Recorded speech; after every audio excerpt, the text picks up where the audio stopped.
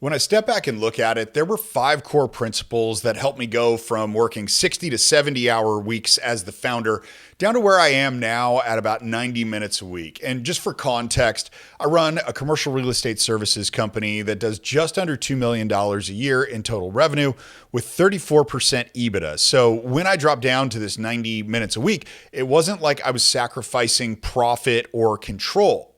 Now, any one of the 5 principles that I'm going to share with you in this video are going to be able to help you get a lot of time back. And look at this as kind of like a snowball. So you're going to start out, and if you implement these things, you're going to start noticing that there's a few minutes here that are pulled out and then an hour there. And then before you know it, it's going to turn into 3 hours in a week or 10 to 12 hours in a week, or maybe even 20 hours a week if you operate on these principles long enough. So let's get into these things because I think they're really going to help you get what you want as the founder. When you started out doing this, you probably wanted more time freedom, but then you ended up working more hours on most days with more stress and more headaches and less freedom. Any one of these 5 principles is going to be able to help give you more freedom, which is ultimately what I think you were looking for, right? Everybody wants to talk to you about scaling to 8 figures or beyond.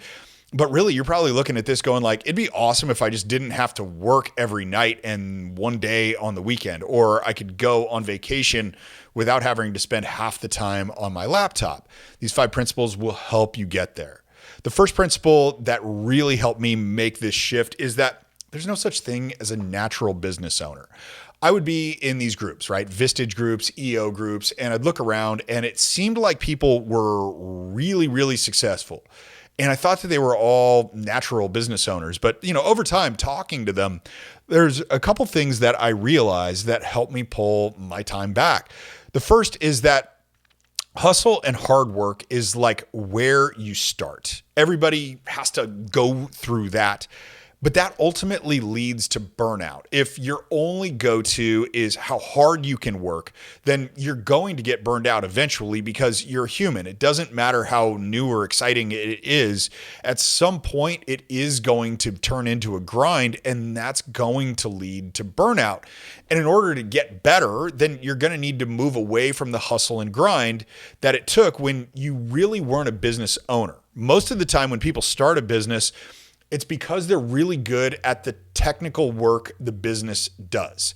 Use a plumber, for example. Really good plumber says, I'm going to go start my own plumbing company because I see the guy that I work for doing better than I'm doing. I'm going to go out and start my own company. He's good at the technical work, but he doesn't realize that being good at the technical work is way different than being good at running the business that does the technical work. That's the difference between hustle and leverage. When you're good at the business that does the technical work, you've got a lot more leverage than if you're just good at the technical work, then you're just limited by your hustle. If you do things that you're always good at, and this is something that I really learned the hard way, if you'll only do the things that you're good at, it leads to stress and it leads to burnout. I was really good at marketing, really good at sales, and that was all that I did. I turned my back on systems. I turned my back on process. I turned my back on hiring because I didn't like doing any of that stuff. I also turned my back on finances because I used to be intimidated by financial reports. Turns out they're not that hard to read. In any event, doing those things where I was only doing what I was good at already ended up turning into more stress long-term, more headaches long-term, and more burnout long-term, because those are all important pieces of being good at the business that does the technical work, being just good at the technical point of the work that the business does. Big differentiator there. And one of the hardest things to do that I found in this principle that there's no such thing as a natural business owner is raising your hand for help. Because when you're the boss and you're the guy that everybody comes to, it's really hard to admit that, hey, maybe I could use a little bit of help here too, because it really challenges your ego. And we're going to talk more about ego challenge later in the video, but right now, that is so hard to do. And so if you're willing to raise your hand and say, I could use a little bit of help here, you're going to be ahead of 99% of other founders, because they won't look for the help that you're looking for. And, I kind of look at it like this, and I've invested over $500,000 in different coaches and consultants and stuff like that. And what I realized was that getting ahead was two possible ways. The first way was that I could use my effort and my time, and it would take me a long time, or I could use my money. And if I used my money, then I would get there faster because I didn't have to make all the mistakes. Somebody else could teach me those things. But I first had to raise my hand and say, I could actually use a little bit of help with this. So very hard thing to do. But once you realize that it's like, there's no such thing as a natural business owner. You're not supposed to just be excellent at whatever it is that you're not good at right now. Then it's okay. You can do that. All right. Let's look at the second thing. And the second thing that I did to shift from 60 to 70 hour weeks down to 90 minutes a week where I am now is I realized the principle of trying to win at something through trial and error is one of the dumbest ways to learn anything. And this was a principle that I took from the last job I had working for somebody else. And that was kind of like a middle market company, 45 million in revenue. I was a director of sales for up and down the West Coast, and I was a president of one of their divisions. And there were all these new initiatives that would get rolled out by our C-suite. They would all be things that they thought, maybe this is going to work. So it was trial and error. And a lot of the times they didn't. They would end in failure, and they would end in lost money and lost value for that company and, all sorts of things. Trial and error is not the way to win. What I've found personally is that the best model for this is Google's model for innovation, which is a 70-20-10 model for this. And that basically breaks down like this.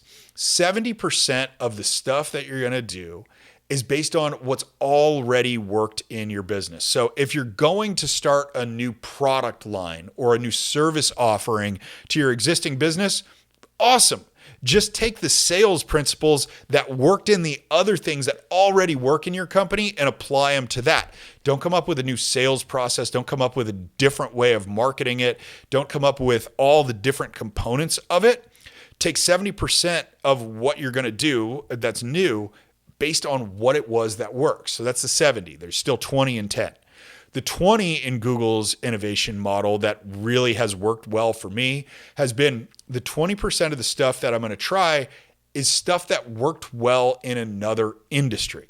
And this is a massive, untapped thing that really can help in the industry that you're in right now. If you'll look at it, maybe an adjacent or an entirely different industry and see what's working there, what's working for somebody adjacent in customer acquisition, what's working adjacent for somebody in their money model, what's working adjacent in a type of fulfillment. If you're a student of these other businesses and other industries, you're going to be able to apply some of those things into your industry and into your business. And what's awesome is that if somebody else already was successful with this, if somebody else was already making money with this, the chances of you making money with it and you being successful with it, those automatically go up instead of you coming up with this brand new idea. Speaking of brand new ideas, that's the 10. So we have 70% of the time we're doing stuff that's already worked in our existing business. 20% of the time we're just repurposing stuff that worked in somebody else's business. 10% of the time, that's for your big new ideas. These are really the things that we're going to try to see if there's a different way to crack the nut that we've been trying to crack for a really long time. It's cool to try to do that, and it's important to try to do that. But if Google's doing that only 10% of the time, and you're doing it 80% of the time, maybe you should rethink that. So that's the second principle that we have there. Speaking of that, if you're looking for something that's already worked and worked for a lot of other people, and you're looking for more time back every single week, then I'll encourage you to try the 48-hour Founder Time Reset. It's a free tool that I built that I'll link the description below, and it'll get you 3 hours of junk work off of your plate this week and keep it off. You get to understand where your time's going, understand very quickly where the low leverage hours are. I've got a calendar cleanse, standard operating procedure, and a delegation triage board that you can use for free. And really, people are getting 3+ hours a week back when they download this free tool. So click a link to the description if you want to get 3 hours back this week. But let's get back to the principles here because we're only on 2 and we've got 5 total principles that we're going through here. The third principle, running in the wrong direction enthusiastically is absolutely stupid. So how many times have you come up with a new idea and you run a million miles an hour with it because you think that the time from when you have the idea to the time of execution, like that's the measure of success. If we can compress that, then we know that we're really being successful. I found that that's not the case. Instead, you got to slow down, which I know is counterintuitive to a lot of the stuff that you hear in business, but go with me for a second.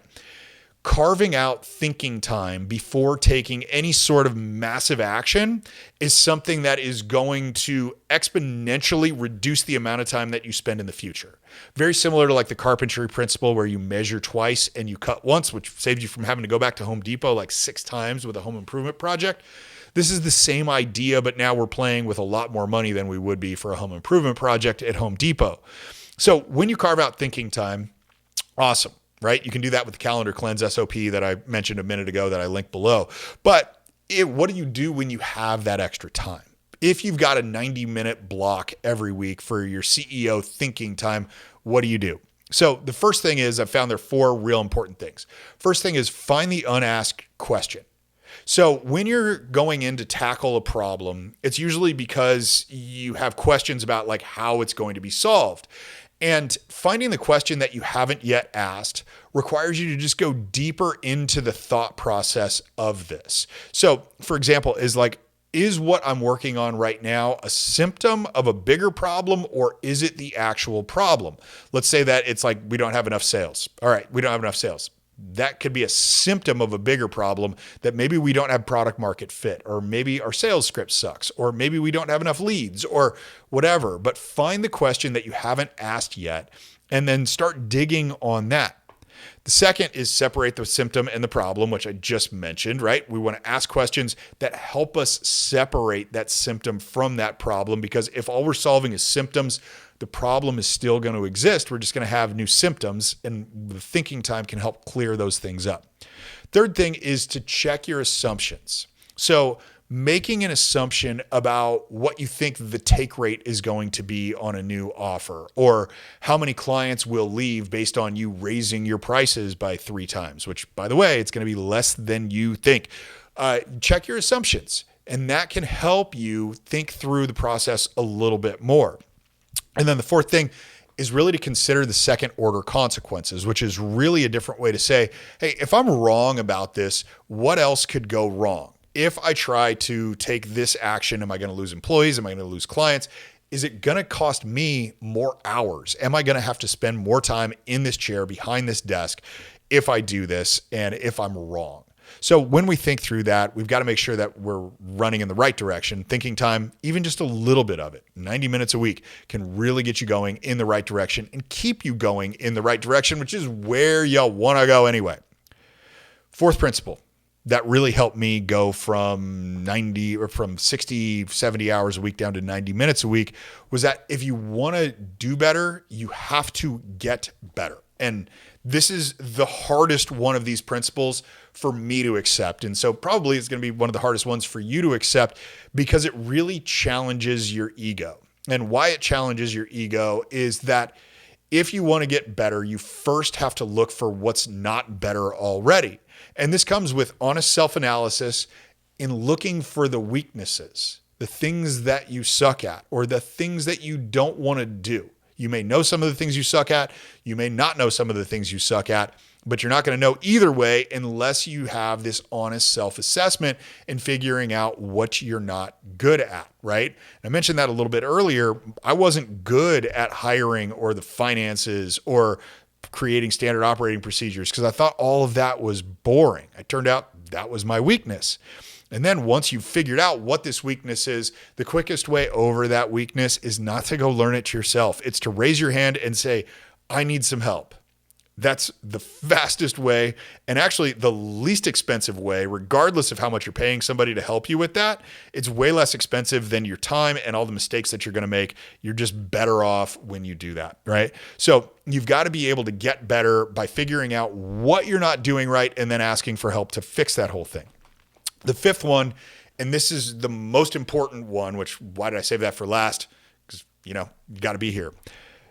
My effort is capped, but leveraging it isn't. That's the principle that did this. And the best way to demonstrate this is with a story. Let's say that you've got 3 core tasks, and each one of those core tasks takes 20 hours a week for you to do. All right, cool. Now you're capped. If you're only willing to work 60 hours, you can only take on 3 of these things. If you decide that you're going to spend 2 hours managing a person doing the 20 tasks, now what you've got is you've got 6 hours with the same 60-hour output. You've got a 20-hour task, but instead of doing it yourself, you're spending 2 hours managing the person who's doing the 20-hour task. And now you use 6 hours to still get the same output. And if you want to go down further than that, you spend 20 minutes managing the person who's managing the people. And now you've got the same 60 hours of output, but you've done it in 1 hour instead. That's a very easy, quick, and dirty demonstration of what it's like to not be capped by your effort. Being capped by your effort is based on hustle, which you will run out of. Your leverage, you will not. So these principles, there could be a tendency to take them one at a time, but these are really 5 that you can stack and layer on top of each other. And if you execute them all, you are going to find that your day is going to get loosened up. You're not going to be in so many meetings. You're not going to have to respond to so many emails. It's just the way it works. If you're feeling like, I need some time to be able to do this, I built a free tool that I mentioned before that'll give you 3 hours back this week. It's called the 48-Hour Founder Time Reset. It helps you understand where your time is going, kill low leverage tasks, gives you a calendar cleanse standard operating procedure, and gives you a delegation triage board. So all the stuff that you pass off to people actually stays off your calendar. Click the link in the description, grab your 48-Hour Founder Time Reset now. Other than that, I will see you on the next video.